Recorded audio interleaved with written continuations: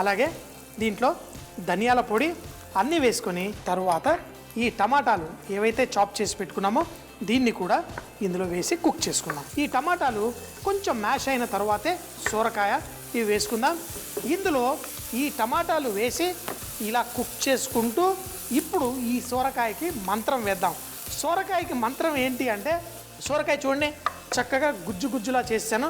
పెరుగు కూడా ఇందులో వేసేసుకుందాం. ఏంటంటే ఏదో తొందరపాటు పడిపోతున్నట్టుగా చేస్తున్నాను. దీంట్లో పెరుగు వేసేటప్పుడు ఈ సొరకాయలో వేసేసి కలిపేసుకొని వేసుకుందాం.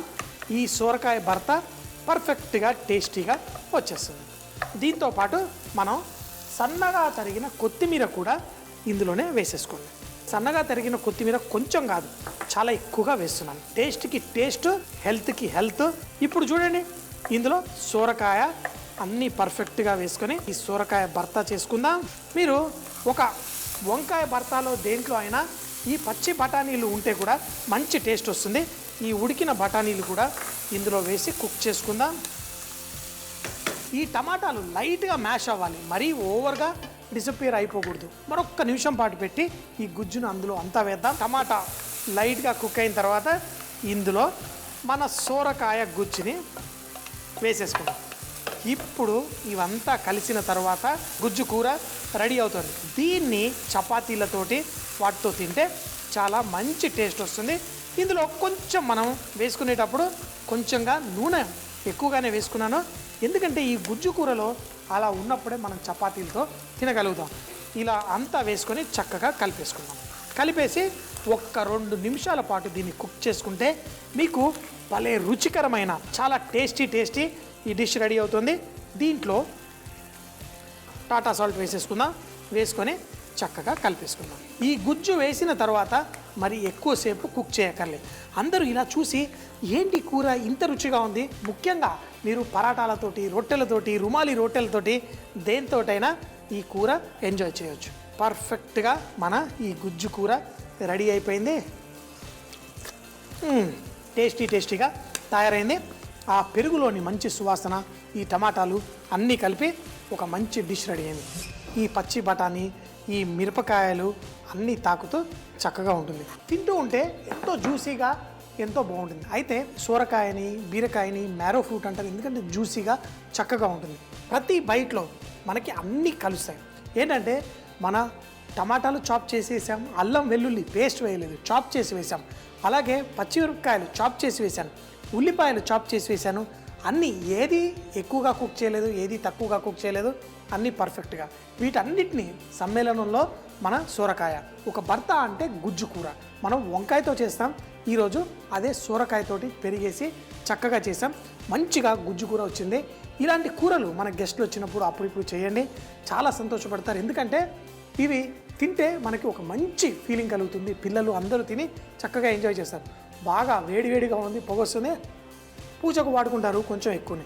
వీటిని మనం వంటల్లో వాడుకుంటే చాలా మంచిది. ఆరోగ్యానికి కావాల్సిన ఎన్నో అద్భుతమైన గుణాలు ఉన్నాయి. మరి తులసాకు ఒక్క ఆకు రోజు తినాలి అని చెబుతూ ఉంటారు. ముందుగా ఈ తులసాకుని ఇందులో, మరి అలాగే దీంట్లో సన్నగా తరిగిన వెల్లుల్లి ఇవన్నీ వేసి మనం ఈ కార్న్ని క్రిస్పీగా చేసుకుందాం. ఇదే రెసిపీ నేను కోడిగుడ్డుతో కూడా చూపించాను. ఎందుకు చూపిస్తున్నానంటే మళ్ళీ ఇది ఒక్కసారి మీరు పర్ఫెక్ట్ అయిపోయారంటే జీవితాంతం ఈ అద్భుతమైన రెసిపీని ఎంజాయ్ చేయవచ్చు. దీంట్లో మనం కొంచెం ఉప్పు వేసుకుందాం, అలాగే కొంచెం మైదా పిండి కూడా వేసేసుకుందాం. ఇవన్నీ వేసి దీంట్లో ఇలా కలిపేసుకొని దీంట్లో కొంచెం అంత మిరియాల పొడి వేసి మనం కలిపేసి దీంట్లో మనం కొంచెం మజ్జిగ పోసుకోండి, లేకపోతే నీళ్లు పోసుకోండి.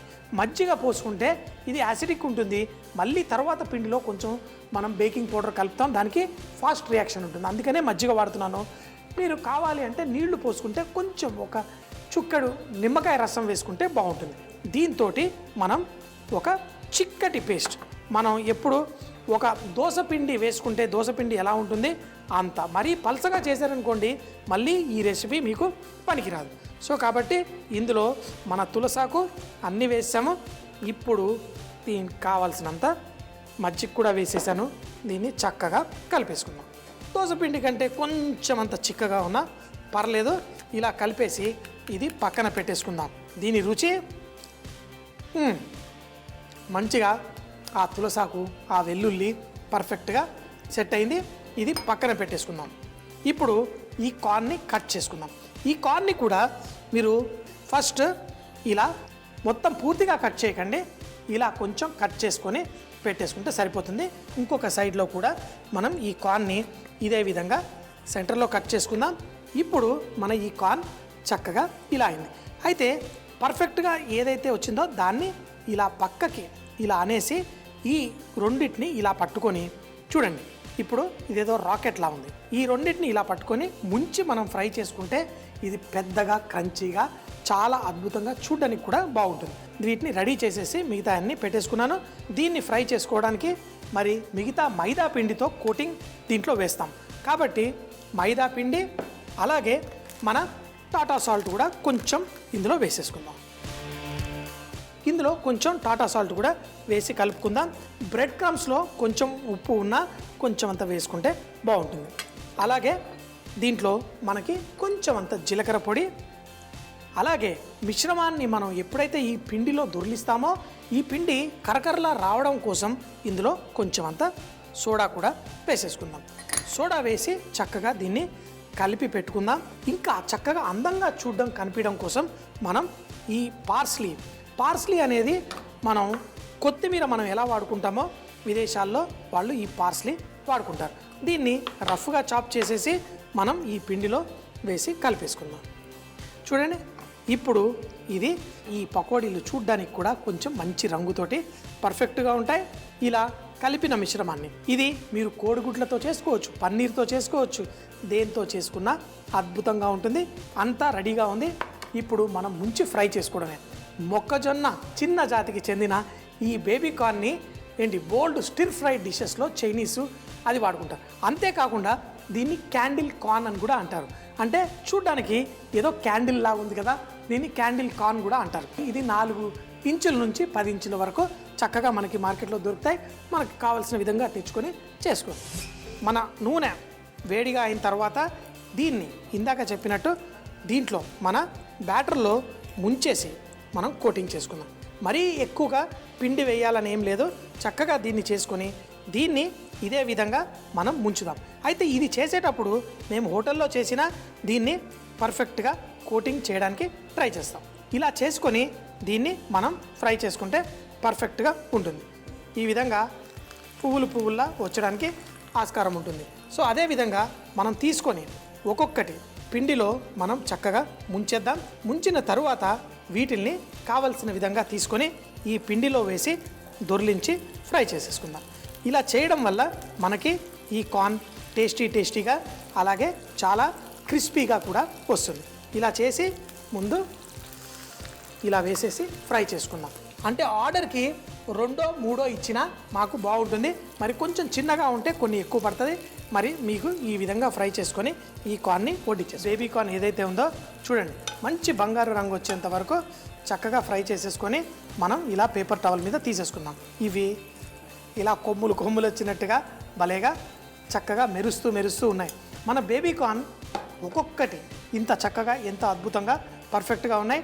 మిగతావి కూడా ఈ విధంగా ఫ్రై చేసేసుకొని మనం వడ్డించేసుకుందాం. మరి ఈ ఫ్రై అయిన కార్న్ మీరు చూడండి ఎంతో కరకరలాడుతూ బ్రహ్మాండంగా వచ్చేస్తుంది. సో కార్న్ని ఇలా కరకరలాడుతూ మనం చేసుకోగలిగితే చక్కగా దీన్ని తిని ఎంజాయ్ చేయగలుగుతాం. ఇవి కూడా పర్ఫెక్ట్ మంచి బంగారు రంగు వచ్చేంత వరకు ఫ్రై చేసి తీసేసుకొని వడ్డించేసుకుందాం.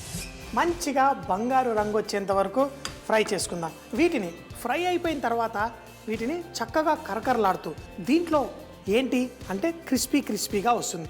ఇదే రెసిపీ నేను ఒక 2-3 సార్లు ఎందుకు చూపిస్తున్నాను అంటే మళ్ళీ దీన్ని మీరు కావాలంటే మనం కాలీఫ్లవర్తో చేసుకోవచ్చు, వేరే కూరగాయలతో కూడా చేసుకోవచ్చు.